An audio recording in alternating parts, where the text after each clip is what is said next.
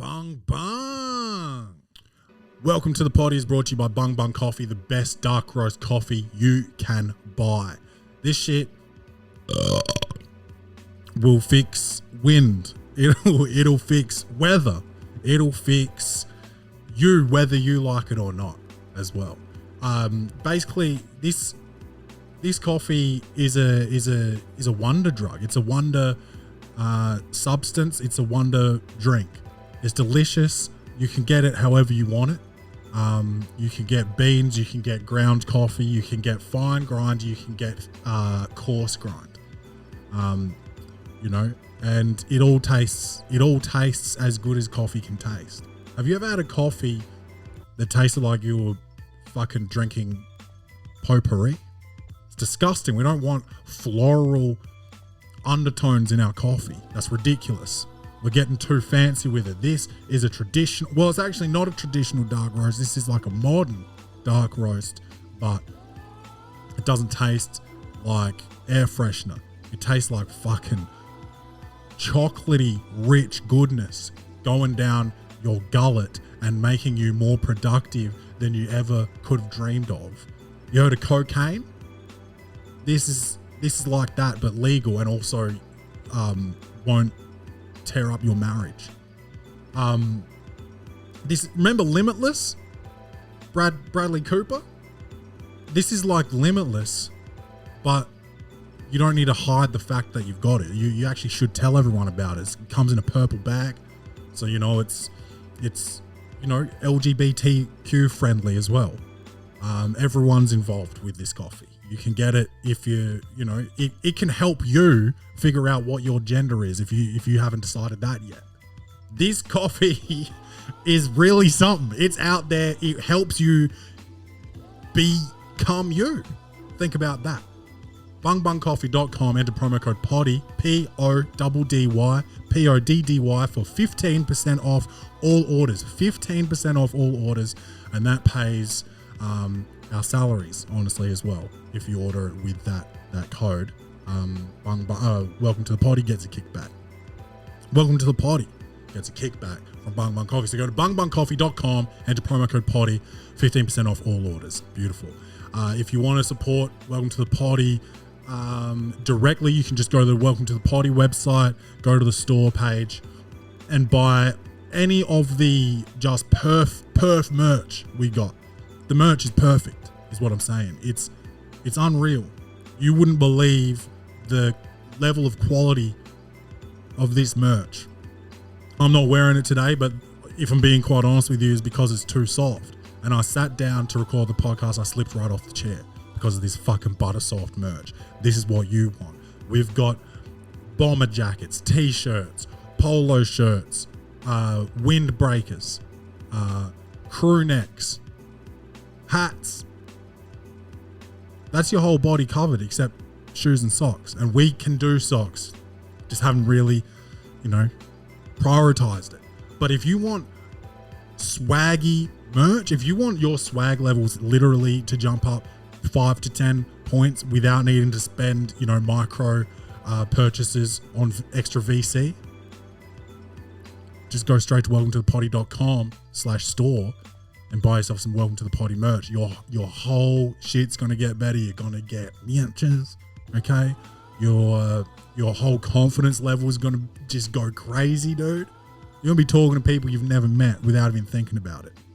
Hitting on people, not at work, and that's what it's all about. Making you feel good by making us and our pockets feel good. So go to welcometothe.poddy.com/store, buy whatever you need to fix your whole swag up, and that's how you can support the show. And if you're a poor person, just share the show. Tell one friend. If all of you guys tell one friend about Welcome to the Poddy, bang. Listenership doubles by everyone telling one friend. Unless you all only have one friend and it's the same guy, then we only get one more listener. But if you all tell friends that's different friends, listenership doubles. It's that easy. Send a text, share a post, share a YouTube clip, Chat with your whole family at dinner. Say, I've got a podcast recommendation. Bang. Then you can tell 8 people at once if you've got a big family or lots of, or, step siblings and stuff like that. Tell a friend to tell a friend about the show. It's free. All right. Let's start the show. 1990. Choose your destiny. Welcome to the Poddy Bung Bung. It's your man Claytron, aka the Big Boss Man, aka the Clumsy Jeweler, because I'm always dropping gems, aka the Milkman, because I always deliver, aka the PhD of podcasting, the Magnum PI of podcasting, the Captain, the James Caan, or James Caan of podcasting, because I'm the Sonny Corleone of this shit. Rest in peace, James Caan. If you're not a Godfather fan, you might know him from Elf. That's probably the polar opposite to... I've never seen Elf. What? I've heard about it, but I've never seen it. Blasphemy. That's top 5 Christmas movies without question. Go through your top 5 Christmas movies right now. Oh, shit. On the spot here. I'll give you some ideas. Friday After Next? Friday After Next is a good pull. Might be one. That might be number 1. That's good. Cat Williams, Mike Epps, Ice Cube, What's the dad's name in Friday? Fuck. Rest in peace to him as well. Yeah, don't know his name. Christmas Chronicles. Have you seen that? No. Pretty good. It's up there. Yes. What's the Bruce Willis? Die Hard. Yeah. Does that count? Arguable. It's Christmas time. I wouldn't call it a Christmas film, but this is one of the age-old debates. This is a debate as old as chicken and the egg. It really is. But if you want to put it in there, no Home Loans, you can put it in there. Fuck no, I'm stumped. How about you? What do you go as your top 5? I've got Elf, Christmas Chronicles, Klaus, which is an animated one. Couldn't even believe how good that was. I literally couldn't believe it because Rach was like, "Oh, let's watch this one." I'm not big on kids movies. I was like, rolling my eyes a bit, but I went in with an open mind, and that's important to do in life. And I did that. Changed my mind. Yeah, right. So is that a new film or like relatively new? Relatively, like probably within the last 5, maybe. Yeah. Okay. So what's that, 4? That's 3. Okay. I'd say Friday After Next is in my top 5, and the Santa Claus, Tim Allen. Fuck, I'm not a big movie guy. I don't know any of this shit. Wow. The Santa Claus. Have you seen Fred Claus with Vince Vaughn? Don't think so. That's not bad. No, I have seen that one. Yeah. Yeah, no, it's alright. That's not a bad one. There's heaps of Christmas movies. A lot of them are bad if if they're named as a Christmas movie, like Christmas in California Christmas. Kill yourself, whoever made that, right? But like there's a lot of Christmas movies that just don't have a Christmas name, but they're like, so you don't think of them straight away. Yeah. That are good Christmas movies. And I can't even think of one right now, but like they for sure exist. Yeah. Yeah. I got no idea, to be honest, what my top 5 would be. And I don't reckon I've seen this one. Holy shit, dude. This made me, when I was a kid, I wanted to be one of Santa's elves because they like modernized the idea of the elves, and they had like jetpacks and shit, and they were delivering presents and stuff like that. It's dope. And then there's actually one, forget what it's called. It's similar to like Fred Claus, it's got a name where it's just like Billy Claus or something like that, and he's like the son of Santa. And this is another animated one. And it's it's pretty solid, man. The family dynamic playing into Christmas and all that shit. I love Paul Giamatti too. He's in Fred Claus. Now I'm looking at this. I have seen Fred Claus. I reckon this Christmas just passed. I saw it. Yeah, me too. I reckon I only saw it for the first time last year. I forget why we were talking about. Oh yeah, James Caan. That's it. Yeah, rest in peace. Yeah, you've seen Entourage. Yeah. And you remember Scotty Lavin? No. He works for the not Murphy Group. When Eric works for that guy when he first gets his like real management job, he's got like that's Scotty Lavin there. So that's his name is Scott Caan, I think his name's Scott Caan. That's James Caan's son.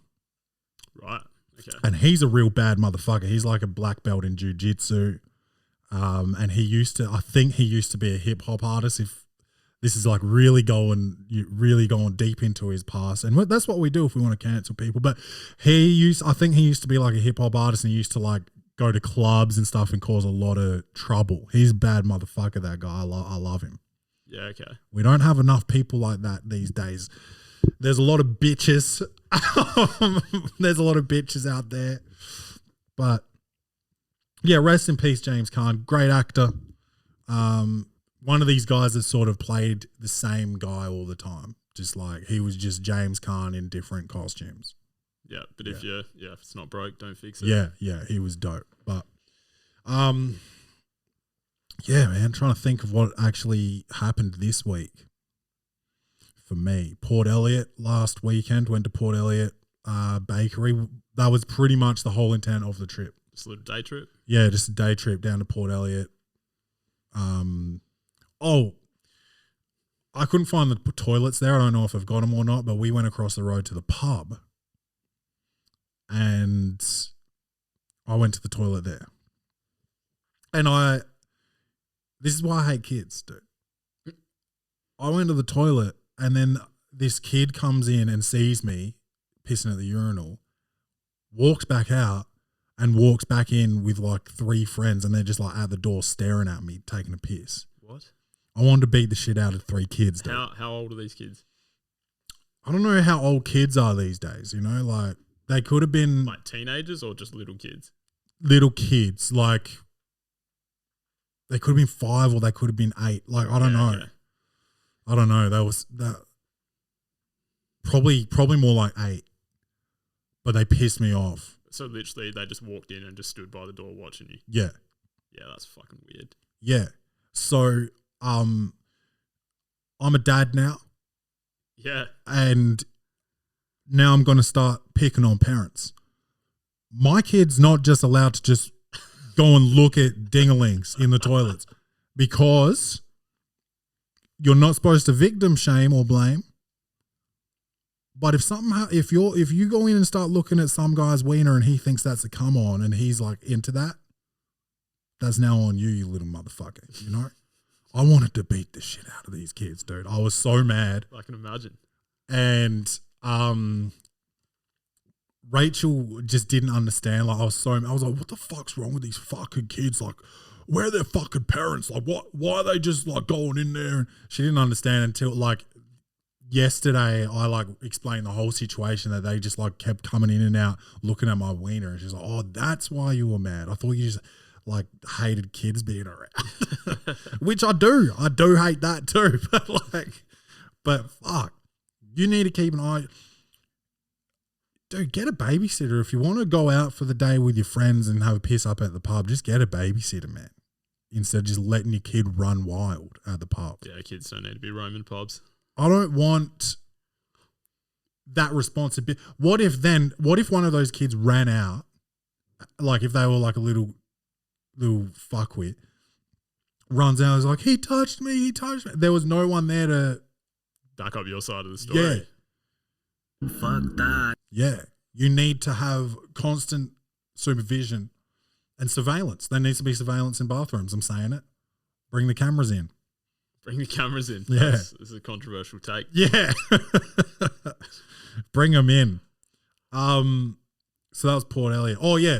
We went for a walk and stuff, which is nice. It was kind of freezing down there, though. But, dude, Port Elliot Bakery is just undefeated. A little free plug for Port Elliot Bakery. how much cash? You've been there on like a weekend before, right? And you've seen the lineup and shit. How much cash do you reckon they're turning over on a Saturday? Oh, I couldn't put a number to it. I have no idea how bakeries run. Yeah, so we bought. What do you reckon? We bought like a savoury and a sweet each. So 4 items. And it cost like $30. Get a drink or did you just BYO water? Did we get a drink? Did we get a coffee? I feel like every time I'm there I get conned into buying a drink too. Yeah. Oh, no, we didn't. No. We got double savoury and a sweet. We really went for it. Yeah. And that cost like $34, right? And I was like, I said to Rach, like, what do you reckon they turn over there? She's like, oh, a few grand. And I was like, did you see that line? I was like, this is the end of the day. Like, it's probably been like that all day. Yeah. And we just, in 2 minutes, like, you don't wait in that line either. It's just moving. You're not like out there like, fucking hurry up. You just like get through. It's a finely tuned machine. And I was like, we went in and spent $34 like that without drinks. I'm thinking maybe they turn over like 10 grand on a Saturday. Yeah, they could. Yeah, it could be up around that. Wouldn't surprise me because as you were saying, those lines are huge and they have been for years. Yeah, and they've just got and you know, I don't know what the profit would be. They've got enough workers to make that line fucking move and stuff. So like, they're not skimping out trying to have one person run the shit. But like, man, I couldn't believe it. I couldn't believe just like the efficiency. I love efficiency. If you've got an efficient restaurant or any business, any service, efficient, big tick. Big tick from me.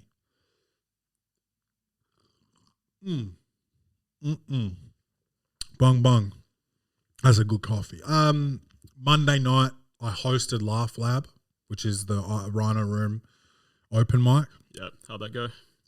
Dude, so it happened like the day or the day after R. Kelly got 30 years. Yeah. Open mic is, you know, I guess I'm still I like to think that I'm no longer an open micer. I've done my own show. I'm going on tour. I think I'm no longer an open micer. So I'm gonna talk about open micers for a second. Being edgy does not mean you're being funny. 100%. And going up on stage and thinking just that if you talk about rape, people are gonna laugh is risky business. That shit better be funny. Racism better be funny. LGB shit better be funny, because if you just go up there and start talking about a group of people, they're gonna feel it. I personally, I'm not gonna like start writing letters to complain if someone's not funny talking about black people. I get it. They've already probably talked about Chinese people and homeless people and disabled people, and I've laughed at all that, right? So I get it. I'm not going to but you just have to be funny, man. And going up and talking about rape is just risky as a green comedian that doesn't really know what they're doing. You just need to maybe focus on the craft before you go to the edgy shit. So one of the room runners is a female. And, you know, rape isn't just obviously it's not just a purely female phenomenon. I'd say it's probably largely a female population, the survivors, but you know, she's like, before you get back up, I'm just going to get up and say something. And I was like, I didn't say this to her, but I thought like this could get a bit messy because of the emotion level. Yeah. So I was like, no, I'll say something. Because at this point, this is the third person that's gone up talking about fucking. I was going to ask, is it just one culprit we're talking about? No. So there was theme of the night? There was one. The first guy, it was a bit clumsy. I saw where he was going with it. It was fine. You can do better, you know. Okay. It's open mic. It's also open mic. You got to have some level of being forgiving. The next guy went super hard and just was not fun. Like I just didn't know what was happening. And then the third guy wasn't funny, but he wasn't like aggressive, but it was just like enough is enough now. So this person said like, yeah, I'm going to go up and say something. I was like, no, I'll say something. So I went back up and I was just like, look, the next person that comes up here and starts talking about rape is getting taken off the stage.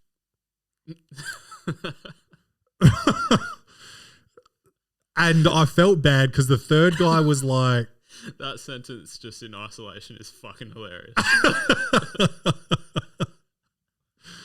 Sorry. Because the third guy, he's a good guy. He doesn't mean any harm.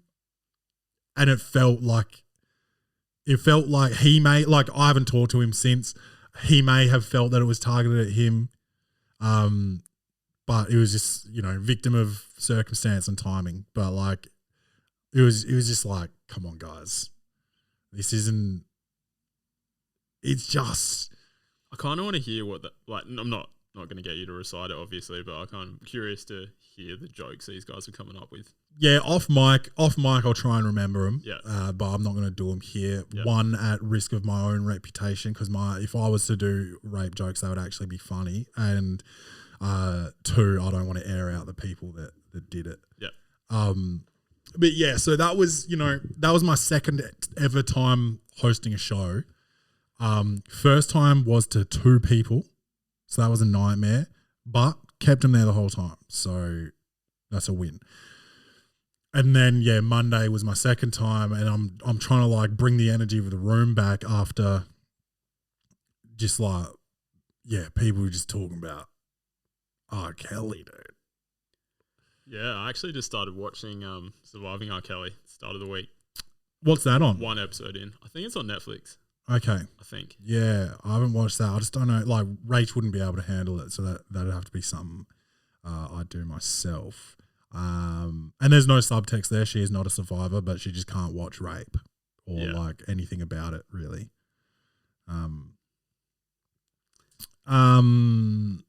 But yeah, like, you got to do something like. You got to do something. You got to be like a comic that's a good singer or something, and then and make fun of like his wild lyrics in the past and sing them out. After watching that first episode that I saw, 12 Play in particular just hits so fucking different. Like, it just sounds like he's grooming a child. Because the lyrics of that album. I remember like either 7, 8 or 8, 9 being like wild lyrics. Because remember, he goes like 1, 2, 2, right? Yeah, which song's that? Oh, I thought that was 12 Play. It could be on there.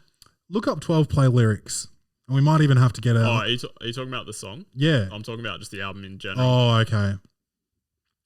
I just remember the lyrics of 12 Play was like. Yeah, we'll go to my room of fun. 2, then I'll say, give me your tongue. 3, cause tonight I'm gonna fulfill your fantasy. Yeah. 4, lie down on the floor. 5, cannot wait to come inside. 6, anything that's broken, I'll fix. I don't know how it goes. 7, spread your legs apart. 8, feel me, I'm so hard. 9, see I want you from behind. With that bump and grind, oh yeah. 10, baby, climb on top of me. 11, up and down will go, you'll see. 12, and that's when I go down on my knees, giving you some of my 12 Play. That's lit. He's explaining sex to a child. Yeah, that's what it sounds like. It's very basic, and 10 years ago when I was bumping that shit, I would never have thought that. No. But when you find out how somebody is and that is the instructions. That is sex for dummies in a song. Even the title of the song and album, 12 Play, do you know the meaning behind it? I don't know the meaning behind it. But like if you is it foreplay with a 12-year-old? I feel like he was just real blatant with all this shit and just thought he could just get away with it, and he did for so long. Right. Could be completely off, but that's just my train of thought. Yeah, that's pretty wild to think even that. That makes it even sicker if that's like his thought process. But yeah, you can see why it's not heaps funny. But like, yeah, if you go and you start, if you get on stage and you're a good singer and you can sing like ridiculous pedophilic phrases and add like a massive like yeah or baby at the end of it, that could probably be funny because of like the level of talent of your singing as well. But like to just be up there and just be like, fucking hell, this cunt got 30 years, like, fuck, you get less for fucking drink drive or fucking, like, what are you talking about, cunt? Why are we even talking about this? Like, what are we doing? Yeah, hectic, man. And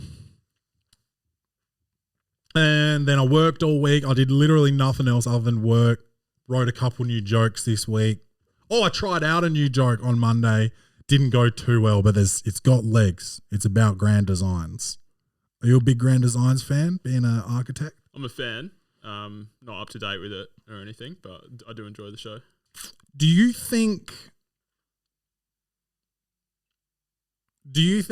that your profession has anything similar to do with the architect from The Matrix?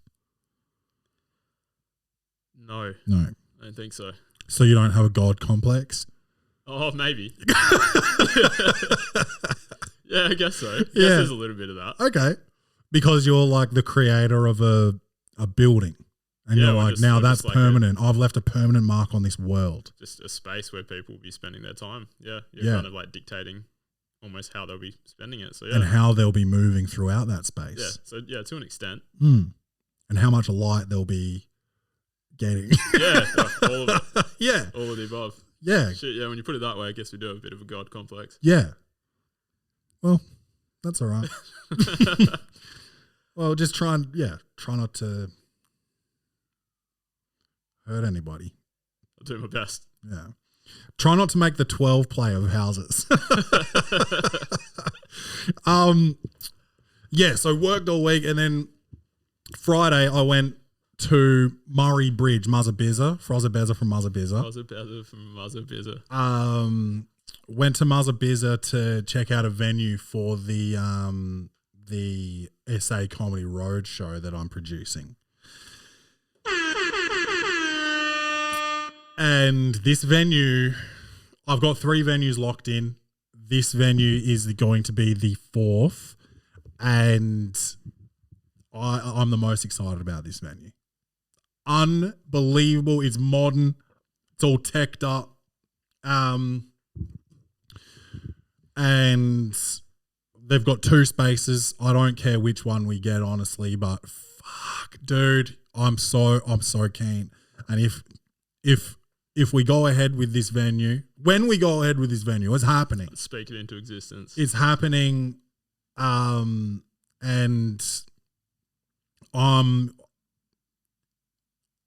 if it goes well, which I'm sure it will, I want to make it a regular thing, like quarterly or something, go down there and just put on a show because it is such a sick setup. And the building's only a year old, and it's won best pub in SA and best regional pub in Australia. I'll give it a shout out. The Bridgeport in Murray Bridge, unfucking real. And that was cool. Rach and Kenny came with me on that road trip, so a little family day there.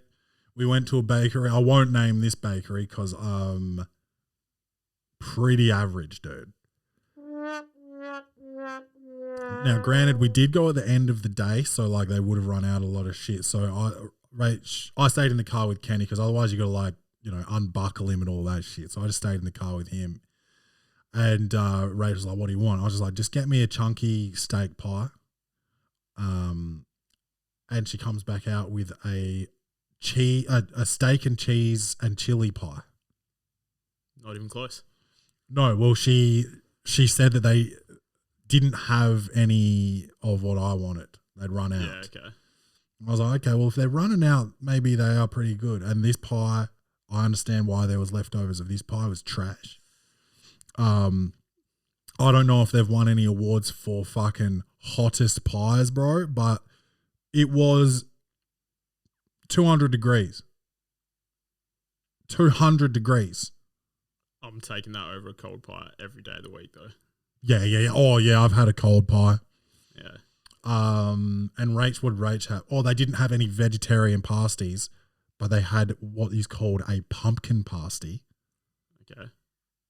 So what? Is there like meat and pumpkin in it? Just pumpkin. That's still kind of vegetarian, I would have thought. Yeah, but Close enough. she said it was trash. Okay. And she also had a chocolate donut, which she said was okay, but it's a chocolate donut. You can't really fuck it up, but she said it was okay. Yeah, okay. And I had a hedgehog slice, which was, honestly, it was pretty fucking good. But, yeah, I won't mention the name of that bakery, but yeah, that's the Bridgeport there. It kind of looks like the Acura. What's the name of Acura? What's the name of the one at the airport? Adelaide Airport? Yeah, I think it's Acura. Acura. But it kind of looks like that, don't you think? Yeah, similar facade. Yeah. But, oh shit, the rooms look nice too. Might have to try and get a freebie. Acura, you're right. Yeah, it looks very similar to that. But, fuck yeah, I'm so keen for that. And then that's it really. This morning I did an ab workout, 10 minutes. And honestly, I think I've got a hernia maybe after it. I'm out of shape. It's fucked. I got in the bike afterwards and I was so fucked from the ab workout I could only do 10 minutes on the bike. Okay. That's it's better than nothing though, dude. Yeah. I'd say that. Yeah. Rach woke me up at 7 to change Kenny's diaper. And, I feel, she's at home all day, every day, changing diapers, feeding the kid, carrying him everywhere. So I have to do it.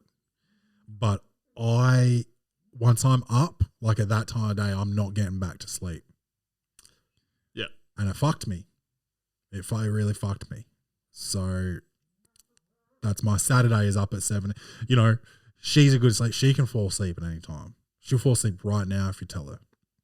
If I went out there and said, give me Kenny, you go have a nap, she'd just go and have a nap until I woke her up as well.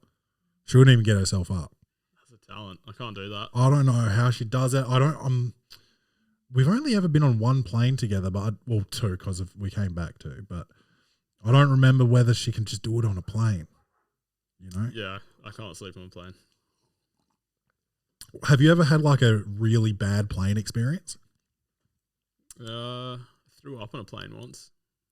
That's about it though. Nothing like. Did you bag it or did you just?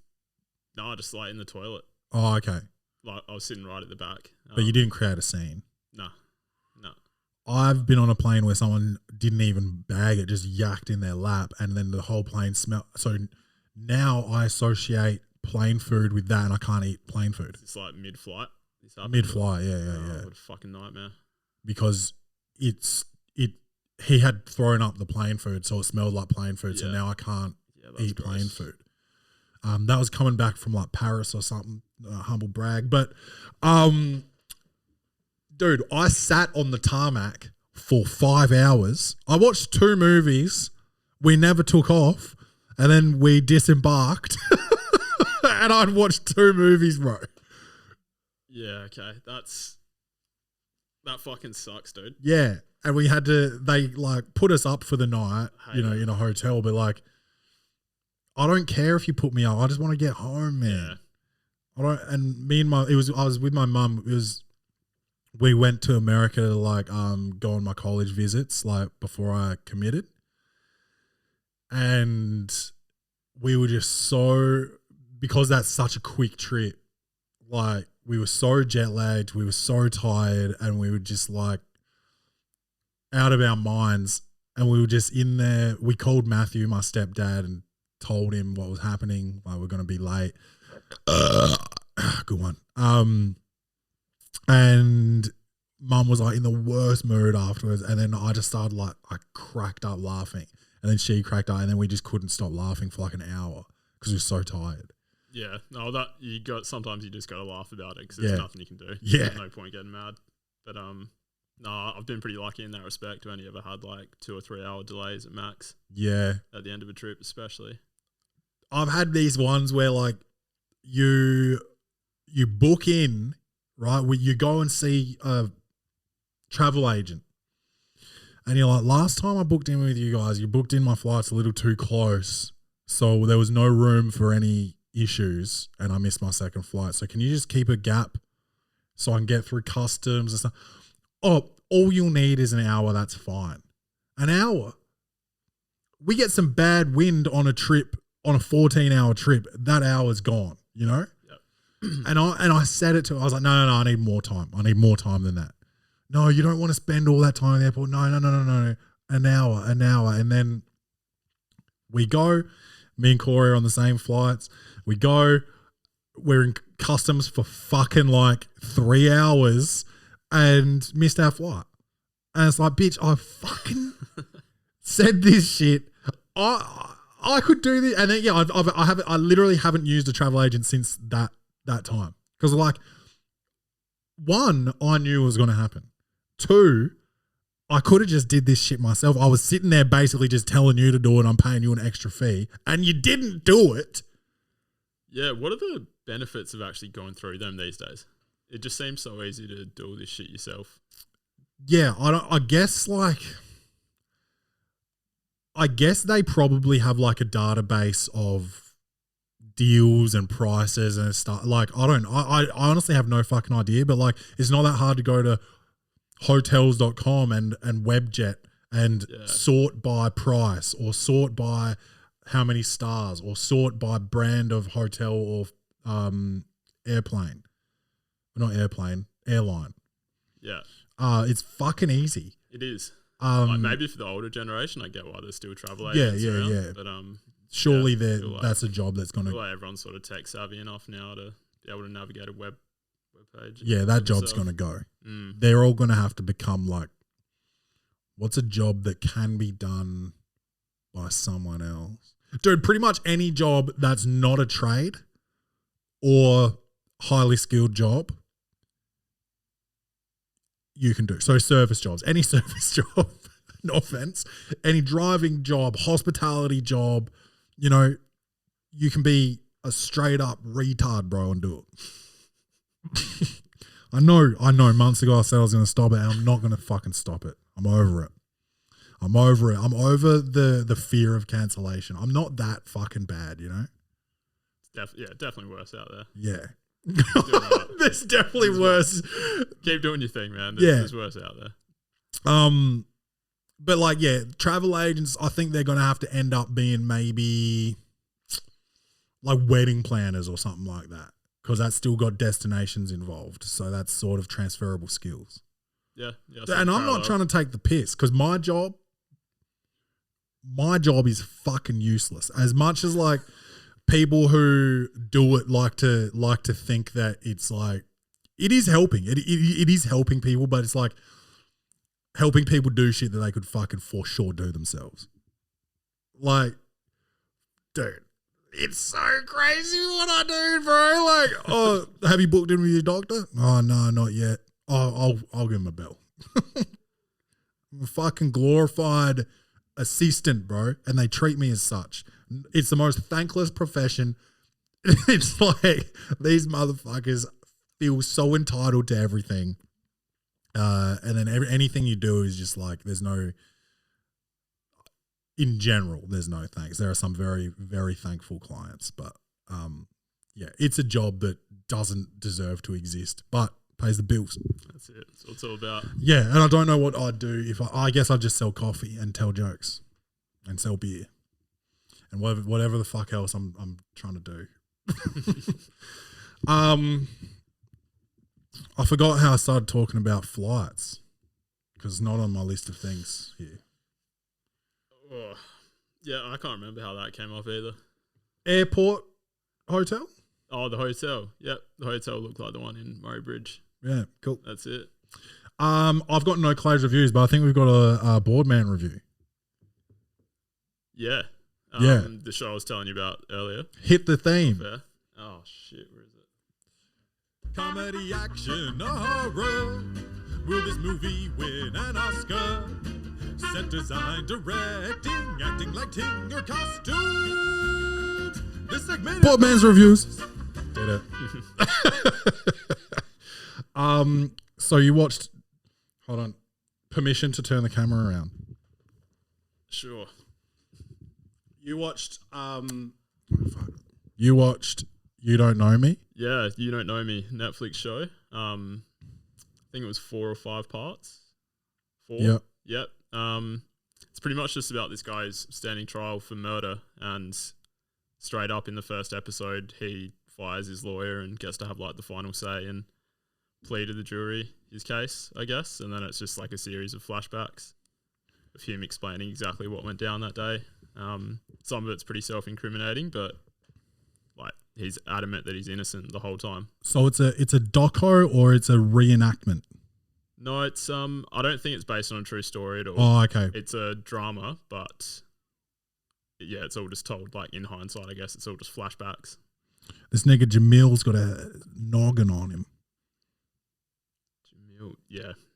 He does. He does. You don't actually see it in the show because he's just wearing a beanie or a hat. Oh, with good I would be reason wearing one too. Yeah, he looks like he's got a lot on his mind. Yeah, I wasn't the most articulate summary, but I recommend it. What does it look like? Does it look good? Yeah, looks good. Yeah. Does it have music in it? Nothing memorable. Okay. Does it how's it move along? Is it written well? Yeah, really well written. Yeah. Stayed engaged the whole time. Yeah. Yeah. What do you give it? I give it an 8. 8. 8. Shit. Not too sure about the ending, but didn't hate it either. Not going to give anything away. Okay. It's got 100% on Rotten Tommies. Yeah, okay. And 7 out of 10 on IMDb, but IMDb is like everything's a 7 really. Yeah. Yeah, I think I'll stand by my 8, but it could have been higher. I wouldn't say any lower than an 8 though. Wow. 8's I think Eight's just fucking nuts. I haven't done an 8 in a minute. It's been a mini series too. You kind of wrap it up in one night if you really wanted to. We watched it over 2, but yeah, it's good. Do you think they're doing too many mini series? Like, don't you think some of these docu-series? Oh, that's not a docu-series, but don't you think some of these docu-series could just have been a documentary that's like an hour and a half long instead of 8 1-hour episodes? Yeah, are you thinking of any in particular? I'm just trying to think what I've seen recently. I'm trying to think of what the last documentaries I've watched have been just documentaries, and they've been short, sharp, shiny. Last Meal. Did you end up watching Marjo? No. That kid sounds like he's crying heaps. I tried to get Hannah to watch it, but she wasn't keen. So Marjo? Yeah. Okay. Might have to be a solo late night. Yeah, dude. YouTube has so many ads, bro. It's like a less than an hour documentary. It takes you like 5.5 hours to watch it because of ads. Yeah, I actually lucked out. Got in on my auntie's YouTube premium subscription. So that is forgot about the ads. Fantastic. Yeah, it's good. Don't know if it's worth paying for, but if you can get it for free off someone, then go for it. 8 out of 10 8. for You Don't Know Me on Netflix. Love to hear it. 8s. We don't just fucking give out 8s all the time around here. Now I need to try and get this back on me. It's a bit crooked, but that's okay. Yeah, I haven't watched shit this week. I started a movie, so I'll finish that this week and get into it next week. Let's go to sport.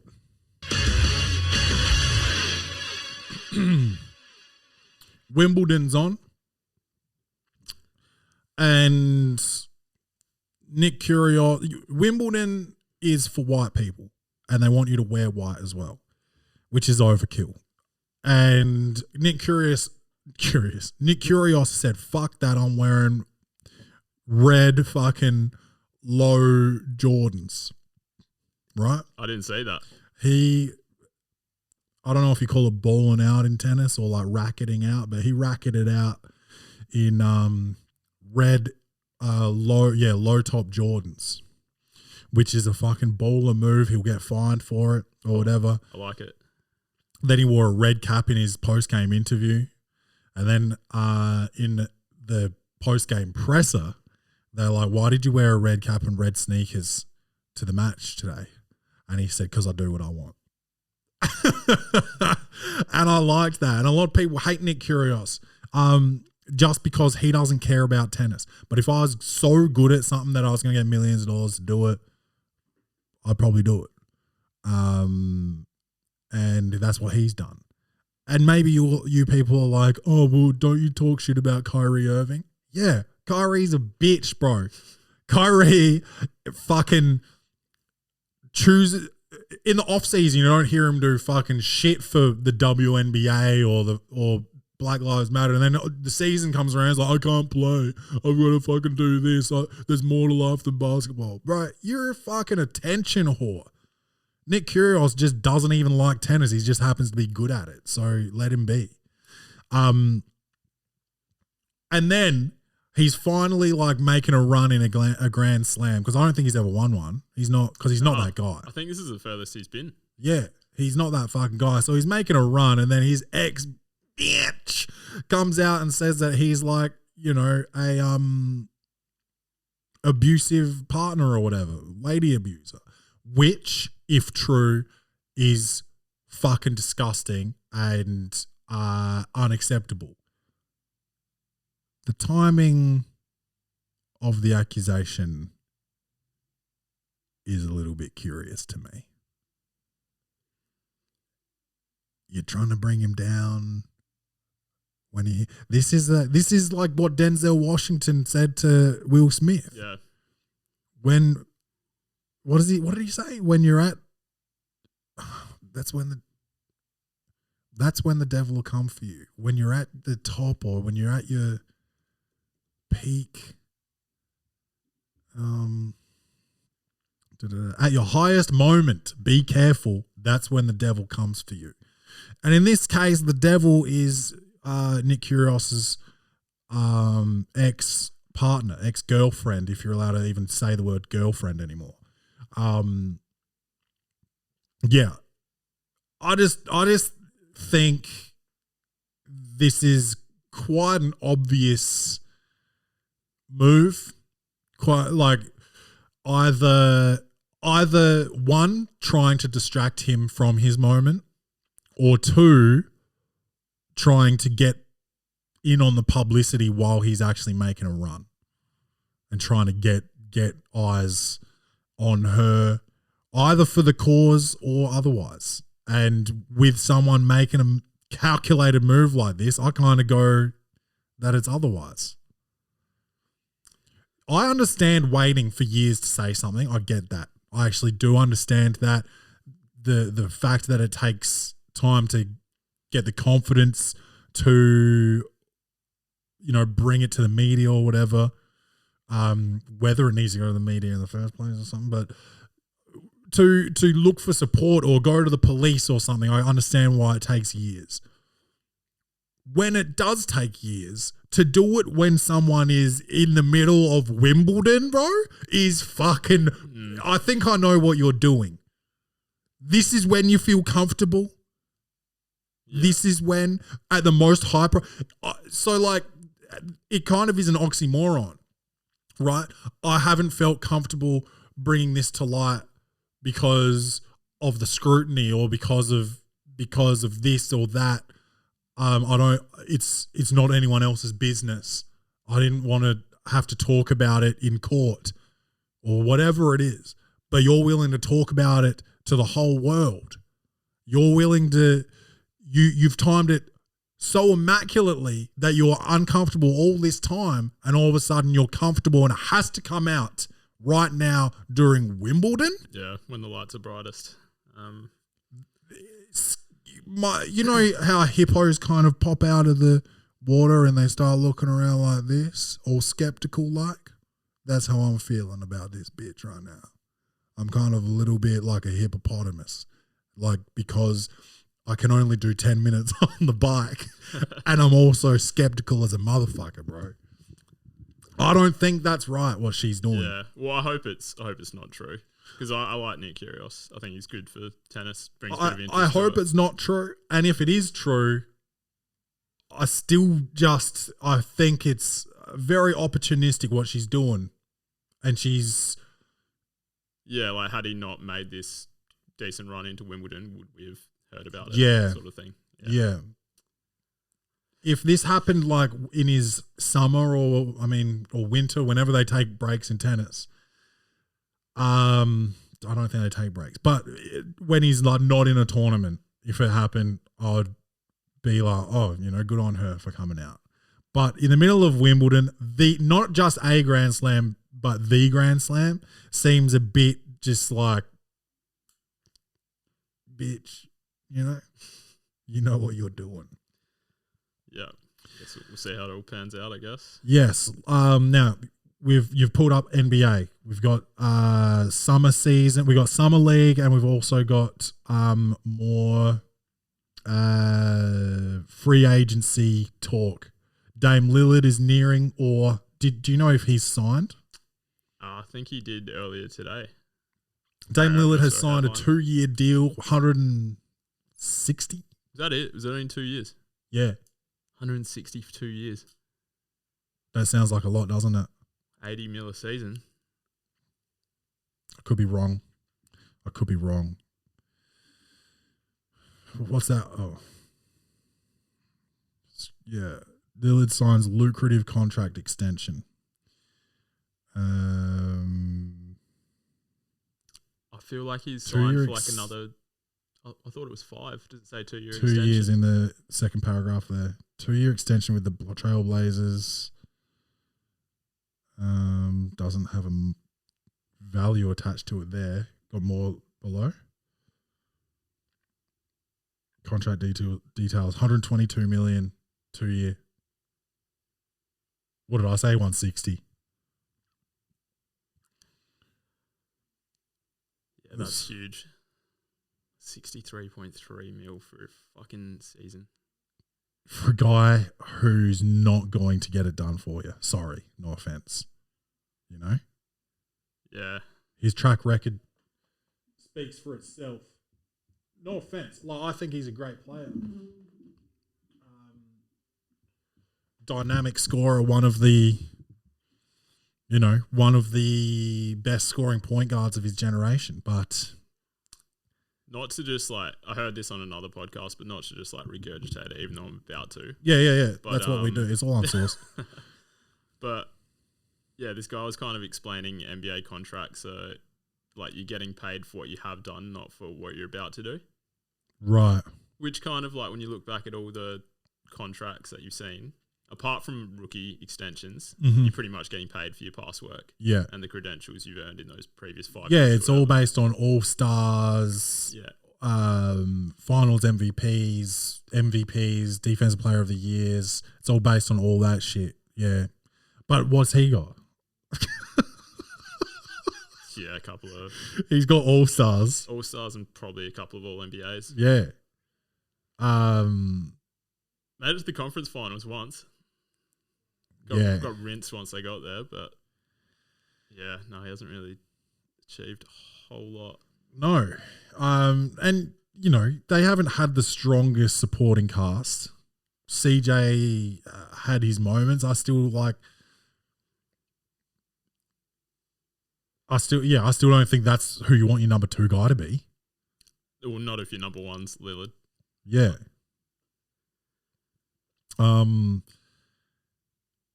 Yeah, I don't know. That makes sense. You get paid on what you've done, not what you're about to do. But it's just fuck.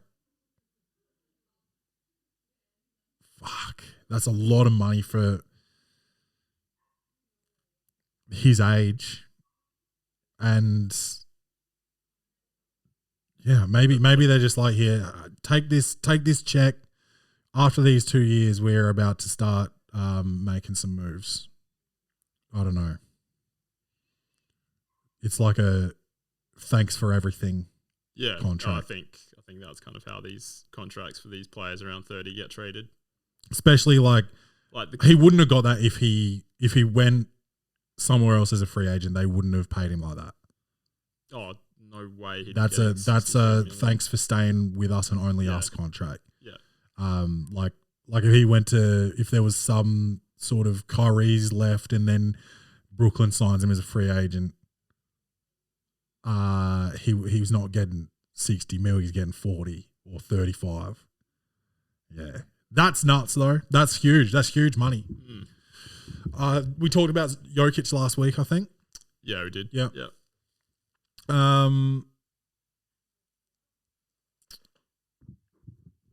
Yeah, DeAndre Ayton still hasn't done anything.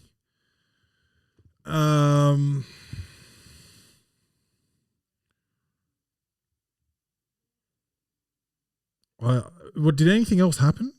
Kyrie and KD still haven't been signed anywhere or traded. KD won't get traded. This will just be talk for the entire off season. No one. You have to blow up an entire team to get him, and then it's just going to be him versus everyone else. Like you're not going to win by doing it. Yeah, I don't think he's going to end up in a better situation unless he goes to like one of the two teams that he wants to go to. But even then, as you were saying, they got to give up so much to get him. Yeah. So what? It was Miami or Phoenix. Yeah, the number one seed in each conference. What a fool! Fuck that guy. Let's talk. Which I don't even know which other free agents are still out there. So I was about to say like maybe a bit more will start happening once a move is made, or whether it's just ruled out with KD. Like, I'm sure that's holding up a few other things around the league, but I can't even think of like big names that are still on the market. Ayton, right? Apart from Ayton, if we're calling him a big name. Because Harden's just re-upped with Philly. Yeah, he took a pay cut. Yeah. 15 milli pay cut, which is quite honestly, that surprised me. I didn't expect that out of him. So I actually think that's great for them. That he's willing to really do that. I mean, he's been getting paid out the ass for years. I don't know. I think that definitely helps to soften the blow. Yeah. Hopefully he hasn't just pissed it up the wall. I guess he hasn't if he's taken a $15 million pay cut. So he wants to win. That's a good sign for me for Philly fans. Because Philly can make a move for some more supporting. So who's there? Like they've still got Tobias Harris. Still got Tobias Harris. Embiid, Maxey, Harden. It's a roster. Just signed PJ Tucker. Oh, really? Yeah, snatched him away from the Heat. Wow, PJ's a hired gun. He is 1 year deals wherever he goes. Fuck, they're going to be dangerous. Yeah, I can't think of who else they've picked up. Do you think that 15? Like, what kind of contracts does PJ get? Do you reckon that 15 sort of like just goes to him, and that's the room that Harden made? I would have thought he'd be between like 8 to 10. Yeah, sort of range.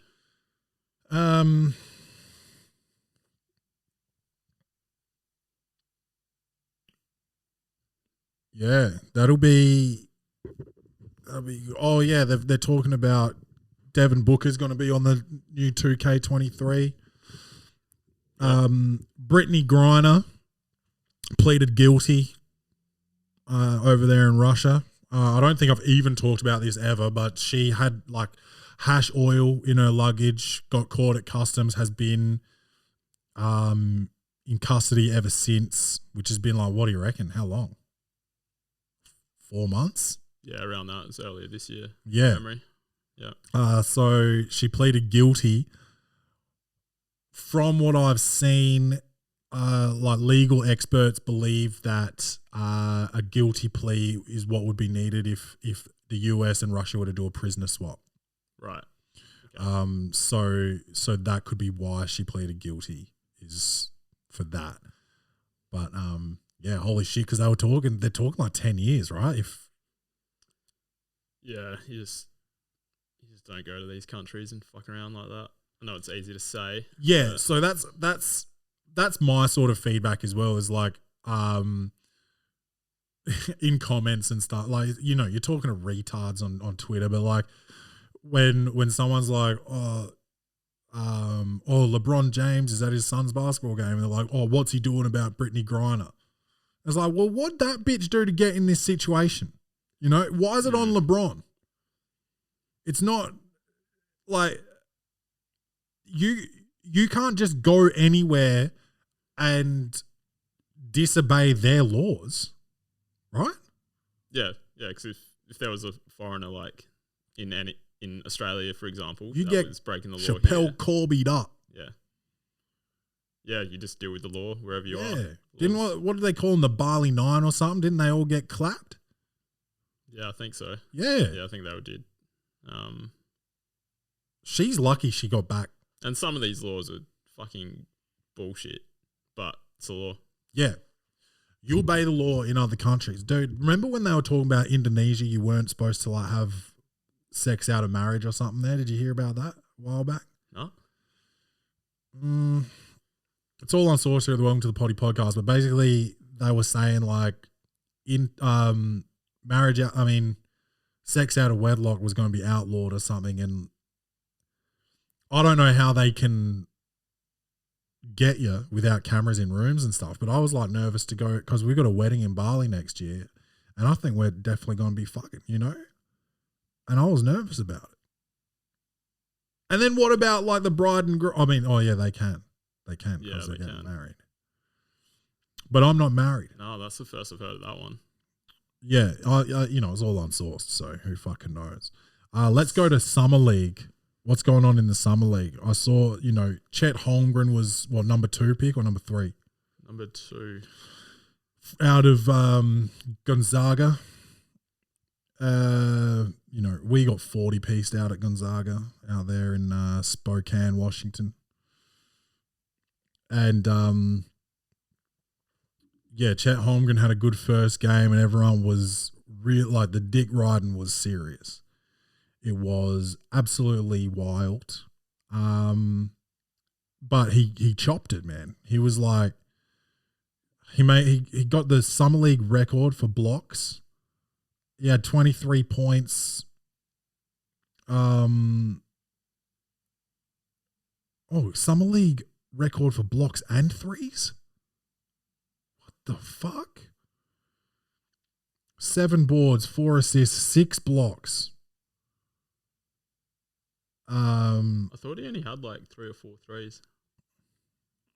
Summer League's full of fucking chumps, man. 4 or 6 from 3.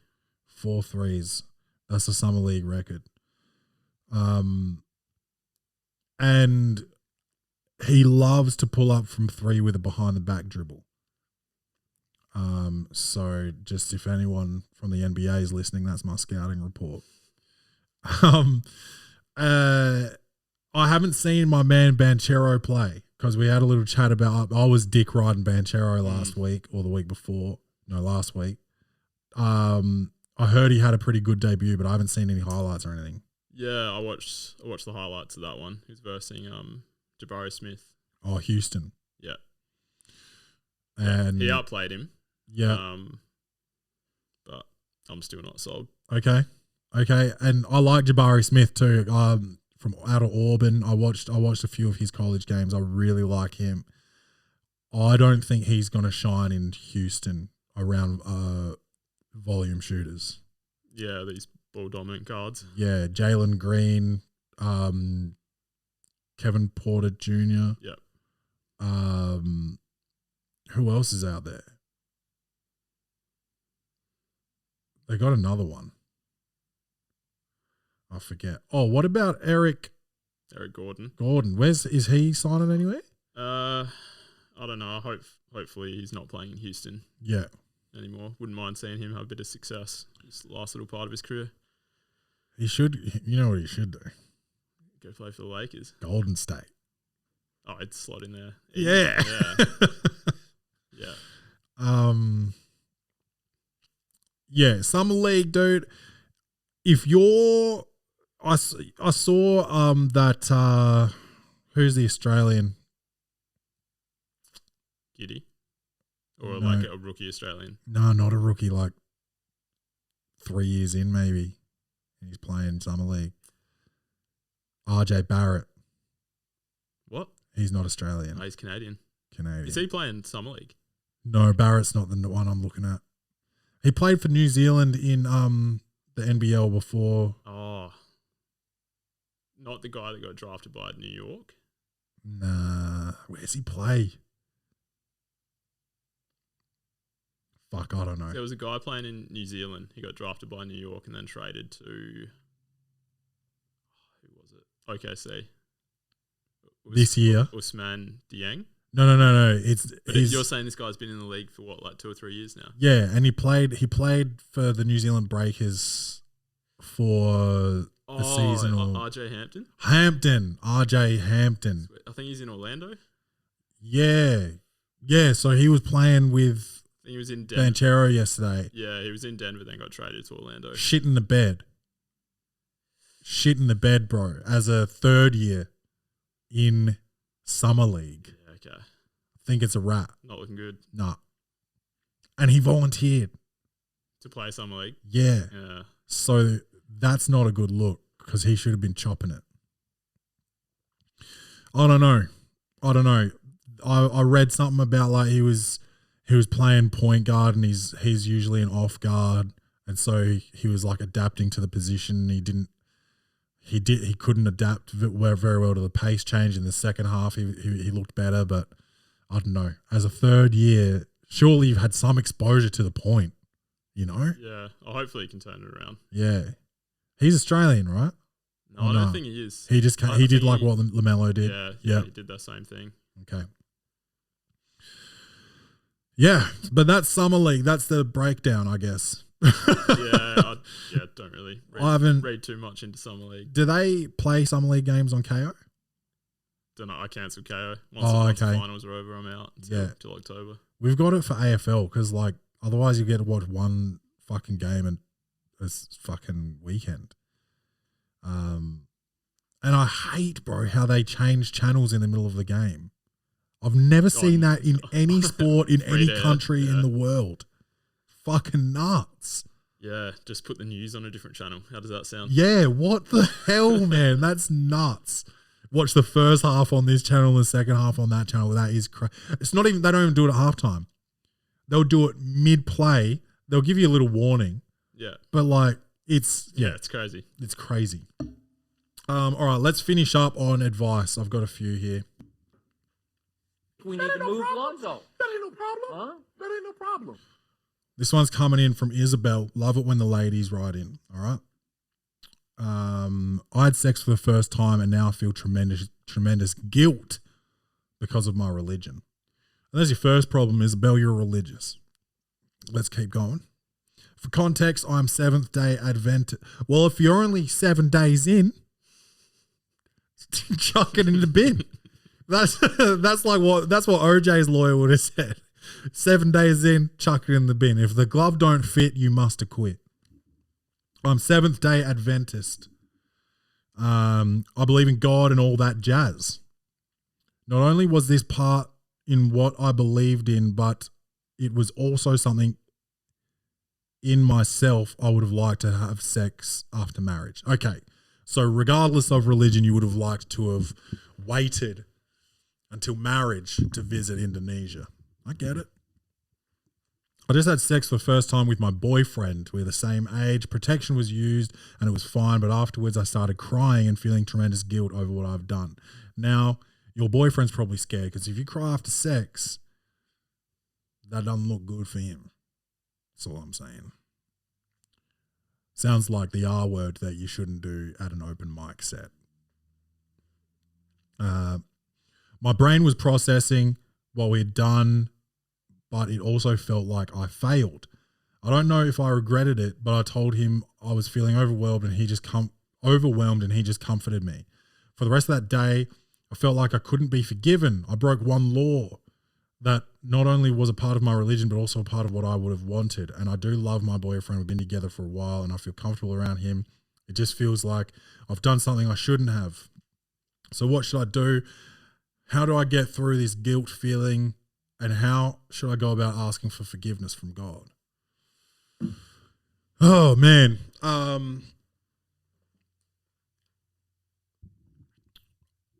What's your name? Isabel. All religions are cults. I'll tell you that. They're just old enough for people not to call them cults. So they call them religions instead. They're based on guilt. So what's happening right now is a systematic breakdown of your mind from the moment that you joined the Adventist church 7 days ago. The seventh day is a day of rest. God spent all this time creating everything. And you're on the seventh day resting. And sometimes when you rest, you fuck. It's easy. It happens all the time. You're just, cuddling in bed and someone gets a boner from the back. Slip it in. That happens on the seventh day, the day of rest, the Sabbath. Or is the Sabbath a Saturday? Who knows? There's the word Sabbath right there on this article. The church's observance of the biblical Sabbath on Saturday and the seventh day of the week. Or Saturday is the seventh day of the week. So they call on Sunday the first day. I think of Sunday as the last day of the week. I think of that too, but I remember reading something at school about Sunday being the first day of the week. I get very worked up on Sundays, very anxious about having to return to work. About the week to come. About how, my week's finishing and I'm going to have to restart this bullshit. What's the point? Why don't I just kill myself every Sunday? And that's without, disappointing God at the same time. So, no, I would say, how do you go about asking God for forgiveness? I don't know how you guys work, but I think you just, Adventists live modest lives with a strict code of ethics. They don't smoke or drink alcohol and recommend a vegetarian diet. Meat is permitted, but only following the biblical commandments or clean and unclean. You got to get out. You got to get out. This is you shouldn't be feeling this type of guilt. I understand. If you don't want to have sex, that's one thing. But you've got sex after marriage as your measuring stick here. You're trying to appease God, not yourself. And you think that appeasing God is appeasing yourself, and it's not. You did something because you wanted to do it. You even said that you felt comfortable. But then you felt uncomfortable afterwards because you're thinking about the invisible man in the sky that is all-seeing and all-knowing. Let me tell you this. This man couldn't give a fuck about what you're doing your first time having sex. It's the most boring thing he could be watching. There's so much shit going on. How about this? How about all the bad people in the world that seem to just be having all the most blessed shit happen to them, falling into their laps constantly? It's just not, religion's just not really, it's just not really, it's not real. So I'd say get the fuck out of there. Or if you really feel like you got to stay in, God forgives, right? If you don't, you have to pray on it or go and say a Hail Mary or 6 or whatever. Who gives a fuck? Go do that. Grab some rosary beads, fiddle with them. You can do what you want in religion as long as you apologize for it afterwards. That's it. Just apologize and keep it moving. Just fucking go to church and say, forgive me, God, for I have sinned. And then some pervert behind a screen will be like, oh, tell me what sins you've committed. And then you'll be like, oh, I banged my boyfriend. And he'll be like, ah!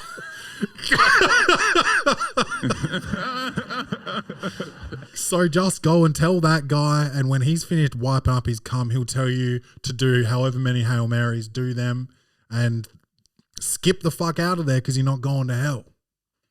So I think I just broke down religion pretty well, honestly. I don't know how 7-day Adventist works, but I think they're all the same with different rules, honestly. Heavily involved in education. Good for them. Good for them. All right, thanks. Nice to hear from you, Isabel. This one's coming in from Wayne. That seems fake. I just don't. Do you know any Waynes? Like, Wayno. No.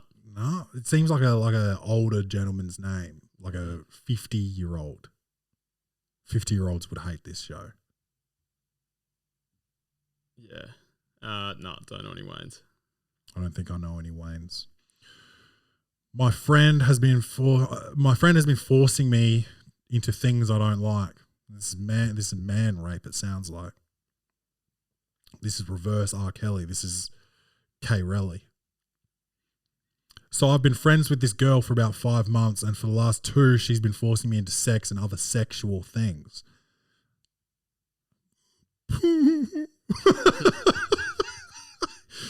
I met her at the gym and we saw each other often. We used to have really good relationship and things went well, but now all she thinks about is sex. And I don't want to be part of it anymore. Pussy. She's been physically aggressive with me whenever I voiced my concerns to her. And when I told me mum, maybe you're Australian or British. Sounds British. When I told me mum, she didn't believe me. I threatened to ghost my friend, but she is blackmailing me to stay with pictures she has of me. How can I proceed with getting her out of my life? Deny it till you die, brother. When she releases those pics, say that's not me. Easy peasy, bro. Get the fuck out of there. She's a psycho. It's only going to get worse from here. She's blackmailing you, bro. You must have a gift. Honestly, and I'm talking about the size of your dick. For her to be blackmailing into you continuing to fuck her. And what did you say? 5 months you've been... 5 months? You've only been knowing her for 5 months. And how did you get into a situation where she's got pictures of you? And what are you doing in the pictures? Is it just dick pics? You can say that's not my dick. Do you have a birthmark on your penis? Is that the secret? Is that the secret to putting it down the way you've been putting it down? Tell me how to do it. Why are you in a situation where you can be blackmailed? That's confusing to me. But you got to get out. You got to get out like you've only been a part of it for 7 days. Get in, apologize to her, and get the fuck out. Skip out of this relationship. It's only been 5 months. Don't be scared, bro. The longer you stay in, the harder it is to get out, and the worse the ending is going to be. This bitch is a psycho. Get her the fuck out of there. And if you, dude, you know it's illegal to publish pictures of like nudes. So sue her if she does. Get that bread. This could be a blessing. You get to have sex, then you're over it, then you get a come up. Come on, bro. Yes. Collect that check. One more. This one's from Isaac. I think my parents know I'm masturbating. Before I even read this, dude, if you think your parents know, they've been knowing. If you just now think that they know, they've been knowing so much longer than you even know, bro. So I've been using the bathroom a lot lately. Of course, you can guess what I've been doing by the title, and my parents have been constantly asking if I'm okay. What do I do here? What to do, please? Help. Bung bung.